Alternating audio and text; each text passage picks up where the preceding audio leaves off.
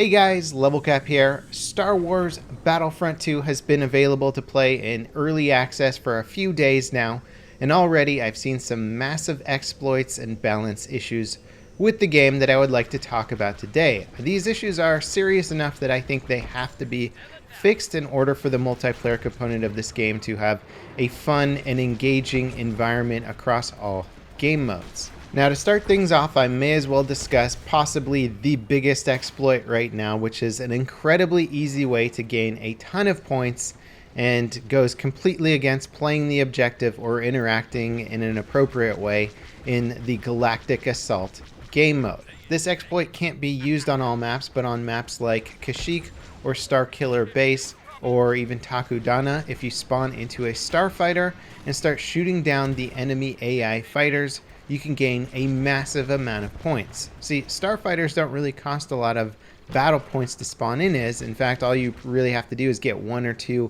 enemy AI kills and you'll have more than enough battle points to spawn another fighter back in if you do get shot down. The points you get from killing enemy AI fighters, which spawn in instantaneously, are absolutely insane. You will outscore everybody on your team by like 2 or 3 times as many points. You will max out the point gain you can get every single round, which I think might be capped at 30,000 points. I'm not 100% sure, but in a 17-minute game on Kashyyyk, I was able to generate 63,000 points. In addition to this, before the round was even over, I had over 70,000 battle points in which I could have used to spawn in heroes pretty much endlessly for the rest of the round if I had chosen to do so. Unfortunately, running with heroes endlessly for the rest of the round wouldn't have generated me even close to the amount of points I can get from just playing in a starfighter. On the map Starkiller Base, this becomes even easier at the beginning of the rounds if you're playing on the rebel side, because the enemy Empire doesn't actually have any player-controlled starfighters to challenge you, so you're free to just kill enemy AI ships over and over and over again. And playing on this one, I was easily able to generate like 20,000 plus points in about 7 minutes of game time. Compare this to other rounds of, say, playing on Death Star 2, which don't have starfighters in them and killing isn't quite as prevalent. You could finish top of the server with maybe 4,000 points. So just put that in perspective. Some games with the same amount of time and the same amount of skill could net you 4,000 points at top of the server, where one on Kashyyyk, just playing in a starfighter, could net you 63,000 points. And again, I think the game actually capped me at earning 30,000 points. Maybe there's an artificial cap in there to try and prevent some sort of exploit or somebody ranking up all the way by exploiting the game mechanics. Well, DICE was certainly right to put that in the game, because this is a really, really bad exploit, and if they have any hope of trying to tame the level up process in the game or slow players down, they absolutely have to change this. There's many different fixes that could be applied here. You could get rid of the points that you get from killing AI fighters or just reduce it significantly. You could reduce the amount of AI fighters that spawn in. You could remove AI fighters from the equation entirely. There's a whole bunch of different approaches to fixing this problem. DICE just needs to pick one of them, but it needs to be fixed quickly, otherwise the progression system in this game is basically going to be screwed at launch. Now, first of all, you guys are probably like, Level, why are you making a video on this? Everyone's going to exploit it now, it's going to ruin the game. First of all, tons of people are already doing this. In fact, it's competitive to try and get in a starfighter on these maps because everybody wants to do it. Everybody wants to be able to just farm AI points all game. So it's already being done. The cat is out of the bag. The reason for making this video and telling you guys about it is that hopefully it'll get enough attention. The devs will become extremely aware of it and how big of an issue it is and get it fixed ASAP. That is the ideal situation here. Hopefully DICE can do that, even though they haven't in the past on many occasions, but here it is probably one of the worst exploits I've seen in a DICE game for a very, very long time. So I really hope the devs can get on top of it. Beyond that, there's a bunch of other balance issues in this game which I think are really, really bad design choices and should be addressed very quickly.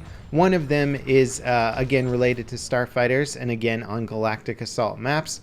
Many of the maps allow one team, like the Rebels, to spawn in very, very maneuverable ships like A-Wings, where the Empire doesn't have a maneuverable counter to that. They might only get TIE fighters to try and fight those A-Wings. Well, You put two equally skilled pilots in the same battle, and the only way a TIE fighter is going to win a fight against an A-Wing is if they kill them on the initial approach. Once it turns into a turning battle, the A-Wing can win every single time.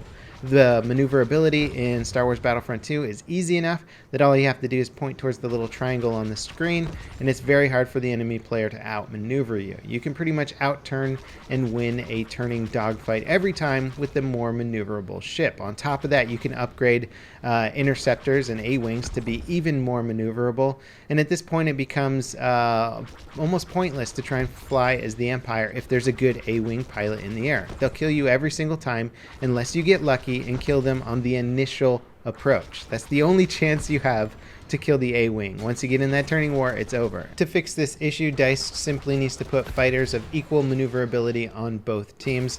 In addition to that, they really need to look into some of the spawn camping for the starfighters, because you can easily kill somebody before they even have a chance to look around or maneuver. If you know where their ships spawn in, you can line up and just blast them out of the sky before they have a chance to even get their bearings. And so they should be able to spawn ships much further out of bounds, giving new pilots a chance to actually come in and get a few shots off before they get blown up. Now, the next balance issue I have is a little bit more complicated, or rather requires a bit more finesse than I think DICE has given it, and that is the point generation when you're playing a hero class. It takes a while to unlock a hero in the game. It can be like 6,000 to 8,000 battle points sometimes, and for the average player that can be totally unattainable. People are already complaining that they can't unlock heroes in game, and I think that's kind of disappointing, because average players should get an opportunity to play as the hero classes. It really sucks. I know that there's some players out there that have never gotten heroes, because by the time they get enough battle points, all the heroes have been taken and they just don't really have the opportunity to spawn in as the hero. So lowering the battle point requirement for the heroes might be good. I think DICE has done a good job of making the heroes less overpowered than they used to be. They're still quite good, but compared to like Battlefront 1, you're not going to tear through like 30 guys at a time anymore. Not saying that they're not really good still, but compared to what they used to be, they're much better balanced. And so perhaps reducing the requirement for them or allowing players to get them a little bit more easier would be a good game balance mechanic. Beyond that, though, the point generation with heroes is really bad right now. So generally speaking, you'd expect to get more kills with a hero. For the most part, I find that the quantity of kills I get with a hero isn't usually all that much more than I get with a normal soldier, but the points I generate with a hero is insanely low. Like I think it's like a third, if not even less, of the points generated for every kill. So if I got 3 kills with like a normal assault trooper, I would need to get like 9 kills or something with a hero to make up the equivalent point count, which means that by the time I'm done with maybe a really long hero run that I thought I was kicking ass on, I probably fell really far behind in the point generation on the scoreboard.